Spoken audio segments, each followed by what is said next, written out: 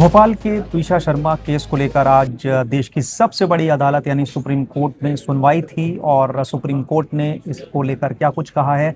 हमारे साथ आदर्श हैं और आदर्श लगातार इस खबर पर नजर बनाए हुए हैं, स्टोरीज कर रहे हैं। आदर्श, जी। कोर्ट की तरफ से क्या कुछ कहा गया है?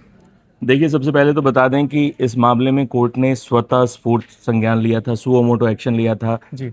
शनिवार को इस मामले में कोर्ट ने संज्ञान लिया था और आज सोमवार को इसकी सुनवाई हुई।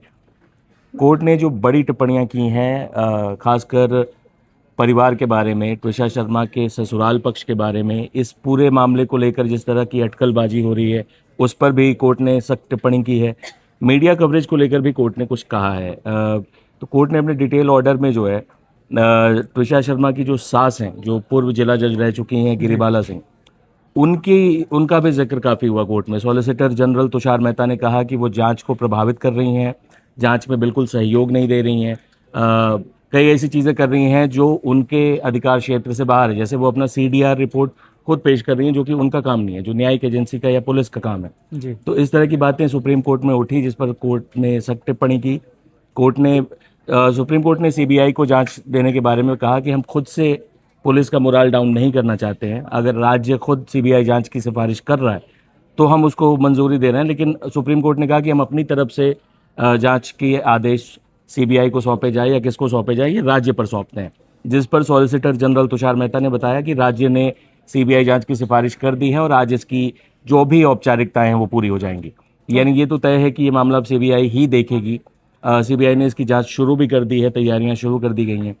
दूसरी बात कोर्ट ने जो कहा वो ये कहा कि दोनों पक्षों को, यानी कि त्विषा के परिवार वालों को भी और जो ससुराल पक्ष है, यानी पीड़ित और आरोपी पक्ष, दोनों पक्षों को कहा कि अपने बयान जांच एजेंसियों के सामने दर्ज कराएं, मीडिया के सामने दर्ज न कराएं। मीडिया में जिस तरह से इस पूरे मामले की कवरेज हो रही है, उस पर भी सुप्रीम कोर्ट ने चिंता जताई।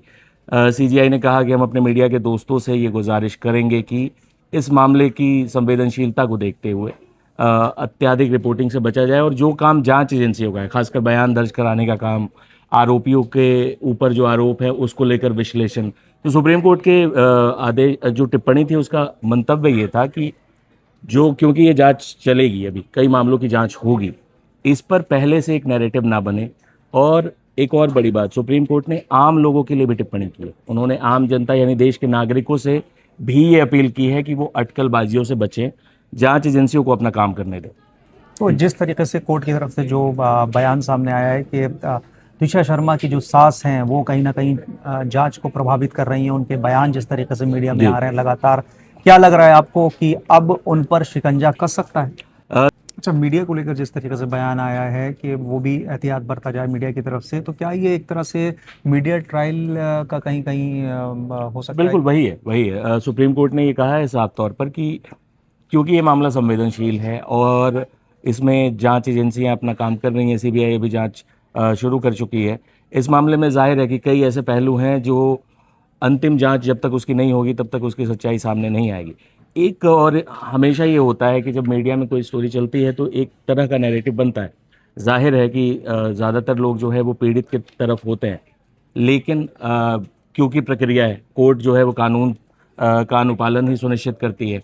तो ये टिप्पणी इस नज़रिए से की गई है कि क्योंकि अभी ये जांच चल रही है, ऐसे में अगर मीडिया में हर वो पक्ष आ जाए, क्योंकि जिस तरह से तुषार मेहता ने ये आरोप भी लगाया कि गिरिबाला सिंह जो है वो जिस तरह के बयान दर्ज कर रही हैं, मीडिया में जिस तरह की बातें कह रही हैं, जिस तरह से उन्होंने दिवंगत अपनी बहू त्विषा पर आरोप लगाए, वो सारी चीज़ें भी संज्ञान में आई कोर्ट के। और तुषार मेहता ने कहा भी कि क्योंकि वो गिरिबाला सिंह इस तरह के बयानात दर्ज करा रही थी मीडिया में, इसलिए परिवार के पक्ष को जानने के लिए भी मीडिया आई और इस तरह से जो है परिवार ने भी बाइट दिया। तो ये भी आरोप एक तरह से तुषार मेहता ने गिरिबाला सिंह पर ही लगाया, जो कि एक बहुत गंभीर टिप्पणी है। अच्छा आदर्श, कल जो है तुषार शर्मा का अंतिम संस्कार हुआ था और उससे पहले जो है दूसरी बार पोस्टमार्टम भी हुआ था, तो उसमें क्या कुछ निकल कर आया, कुछ जानकारी आपके पास? जी, देखिए, कोर्ट के आदेश के बाद दूसरी बार पोस्टमार्टम हुआ, उसके बाद परिवार एम्स का ने जो जी पैनल जी था जी उसने भोपाल किया। एम्स ने पोस्टमार्टम किया था। और क्योंकि ये मामला अब सीबीआई के पास है तो जाहिर है कि वो एक बहुत महत्वपूर्ण कड़ी है। आपको बता दें कि सुप्रीम कोर्ट में ही एक वरिष्ठ वकील ने ये भी टिप्पणी की कि किस तरीके से 3 दिन बाद एफआईआर दर्ज हुई, सबूतों को सुरक्षित रखने में लापरवाही बरती गई, है ना। तो ये अदालत के सामने ये बात आ चुकी है कि शुरुआती जांच में हीला हवाली बरती गई है, और ये अपने आप में एक, इसीलिए दोबारा पोस्टमार्टम की भी ज़रूरत पड़ी है। वो दोबारा पोस्टमार्टम के बाद जो रिपोर्ट आई है वो खास बात सुरक्षित पोस्टमार्टम रख लिया गया। क्योंकि पोस्टमार्टम की बात हो रही है, ट्विशा शर्मा के भाई की तरफ से ये बयान आया था सामने कि उनकी जो हाइट थी, जो हाइट बताई जा रही थी, और जो पोस्टमार्टम रिपोर्ट में शुरुआत में निकल के आई हाइट, उसमें दोनों में अंतर था। तो कहीं ना कहीं परिवार की तरफ से ये मांग की गई थी कि एम्स की तरफ से एम्स के डॉक्टर जो हैं वो पोस्टमार्टम करें, उसके बाद ही ये फैसला लिया गया। बिल्कुल। और इस पूरे मामले में क्योंकि उनकी सास पूर्व जिला जज रह चुकी हैं, जो पति थे वो भी वकील हैं, ऐसे में ये शुरुआत में ये सवाल उठ भी रहे थे। सुप्रीम कोर्ट ने कहा भी कि हमने इस मामले का स्वतः संज्ञान इसलिए भी लिया क्योंकि इसमें संस्थागत पक्षपात के आरोप लग रहे थे, इसमें प्रक्रियागत गड़बड़ियां और खामियों के आरोप लग रहे थे।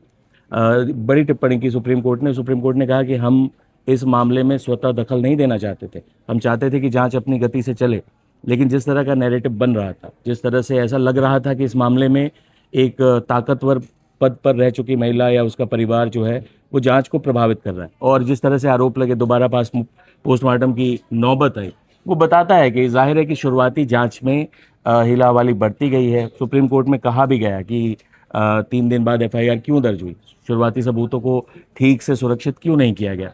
ऐसे कई सवाल हैं, और इस बारे में भी जो है परिवार और जो पीड़ित पक्ष है, दोनों को ये नसीहत दी है सुप्रीम कोर्ट ने कि आप मीडिया के सामने बयानबाजी से बचाएं। जी, जाहिर सी बात है कि अगर बयान आते हैं तो उससे भी एक नई नई थ्योरीज निकल कर सामने आती हैं। जाहिर। फिलहाल ट्विशा शर्मा केस से जुड़ा जो भी अपडेट होगा वो लगातार हम आपको देते रहेंगे। देश दुनिया की तमाम खबरों के लिए आप बने रहिए टाइम्स नाउ ऑफ भारत के डिजिटल प्लेटफॉर्म के साथ। शुक्रिया।